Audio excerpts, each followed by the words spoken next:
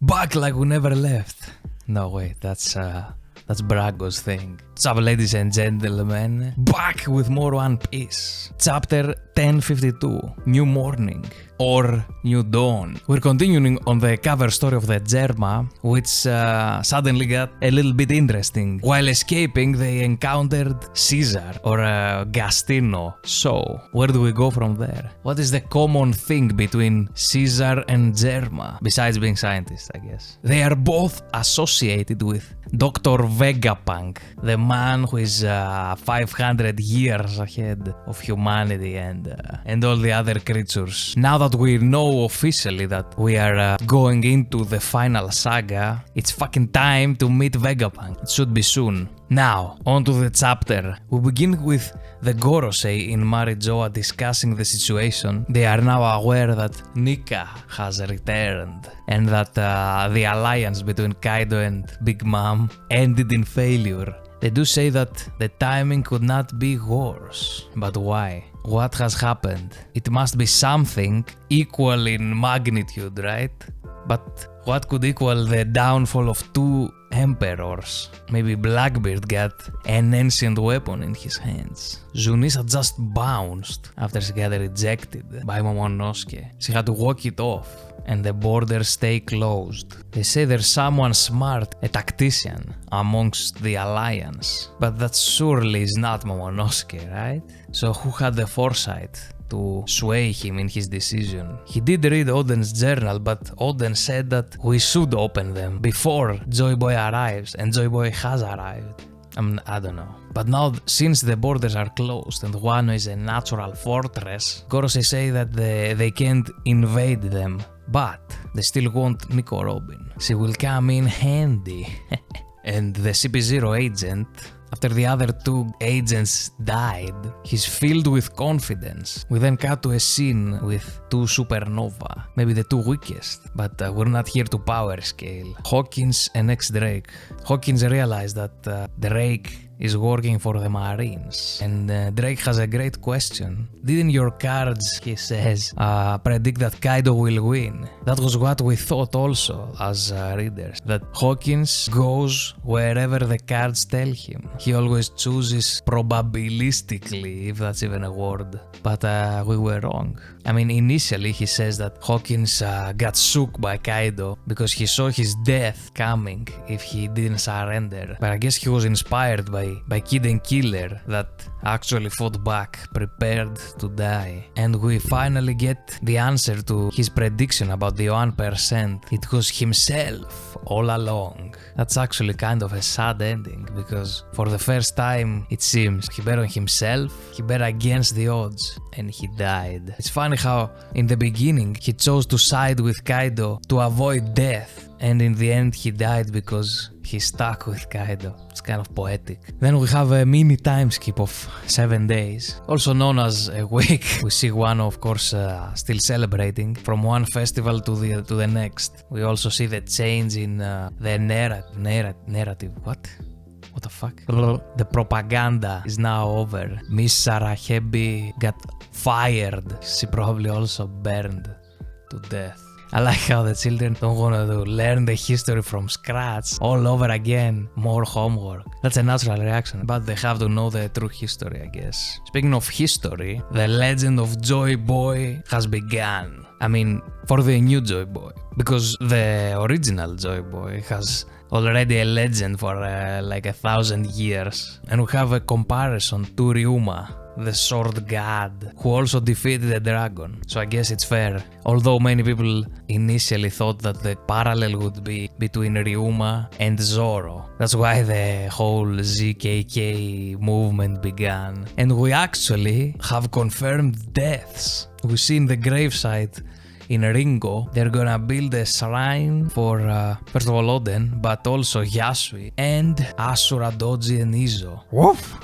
Marco sees another death of one of his crewmates. Let's see. Thatch died, Ace died, Whitebeard died, Oden died, and now Izzo. The Whitebeard pirates are cursed. Kinemon says that if anything else bad would happen, that it would break him. I mean, he says specifically about heroes, but what if his wife died? That was the implication from before, that the whole town there got destroyed and all the citizens died. We'll have to wait and see. We have the dropkick from Hiyori to Momonosuke that a lot of people predicted, and then some classic One Piece Straw Hats interactions, and a pretty funny scene with Momonosuke. He says, guys, don't spoil your appetite. I have a big celebration planned, a big party for later. And of course they continue because they don't even recognize him. And another scene that Momonosuke dives in head first into the chest of Nami like the good old times. But of course this time he gets the Nami treatment. He's still late, but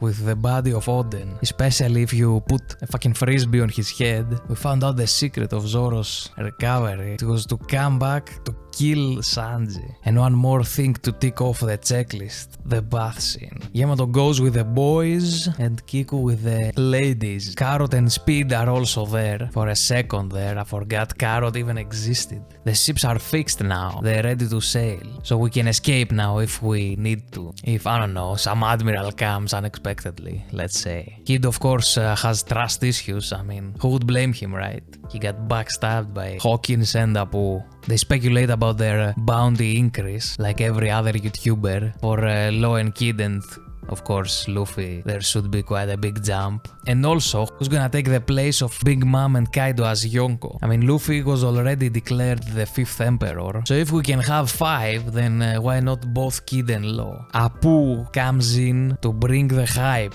I mean the bounties, and probably some news for the outside world. But we'll have to wait for the next chapter, unfortunately. And for the grand finale, the last Admiral makes his first appearance. Wait, not really actually, because we just see his back again. But we do get a big hint, or even a confirmation, for his abilities. Of course, the main theory was that he has some kind of plant-based abilities because, firstly, because of his color scheme, you know, green, makes sense. But more importantly, because he said he hasn't eaten for a year. And we know plants don't really need to eat, right? They need solar power and water, you know, and stuff. And some cow shit, man. This is gonna be hype, because every admiral's introduction in the story till now has been great. Like Aokiji comes in and solos the Straw Hat crew, freezes the fuck out of them, wins against Luffy, and he freezes the sea with just a touch. And the whole bike in the water was also pretty cool. Then Kizaru has one of the best entrances in the whole series. Comes in to Sabody riding a fucking cannonball. And as we know, after that, he goes in on some kind of rampage with explosion, laser beams, light speed kick attacks to the face and all that. Akainu was in the middle of a war, so his introduction wasn't as flashy, but of course he did kill Ace and pretty much killed Whitebeard also. So I'm expecting some greatness now from our good friend Ryokugyu. I've heard some people say that because of his abilities, he's gonna restore the vegetation and the trees, forest, you know, from Wano. Because as we know, Wano is now polluted, it's a wasteland. That may be true, especially since through his dialogue with Akainu we get that he's taking action on his own accord. He doesn't because we don't know, but he doesn't seem to be a bad guy from what we gathered through his conversation with Fujitora, which is all that we have, I mean. Also, every admiral has had a confrontation with Luffy, so there's a very good chance that the motif will remain, will repeat. What type is his devil fruit? Some people think it's gonna be a Logia, could be a Paramecia, like Fujitora's, or maybe even a mythical zone to complete the Holy Trinity. But one thing's for sure, we know it's not the flower fruit, because that's Nico Robin's. By the way, where the fuck is Robin? Probably investigating some poneglyphs. The government will try to take her, but it would be a bit repetitive if they actually kidnap her again. There are still a lot of plot threads in Wano that haven't been resolved, like of course what happened to Kaido and Big Mom, the road poneglyph, and I'm pretty sure we had another poneglyph that Law discovered. What's going on on with Big Mom's crew, the whole Oden journal thing, and Momonosuke's role, Hitetsu's identity and Nidai Kitetsu. Can't remember anything else, but I'm sure there are more. I just hope that we won't abandon everything and just move on. Well, that's it for this week. Peace the fuck out!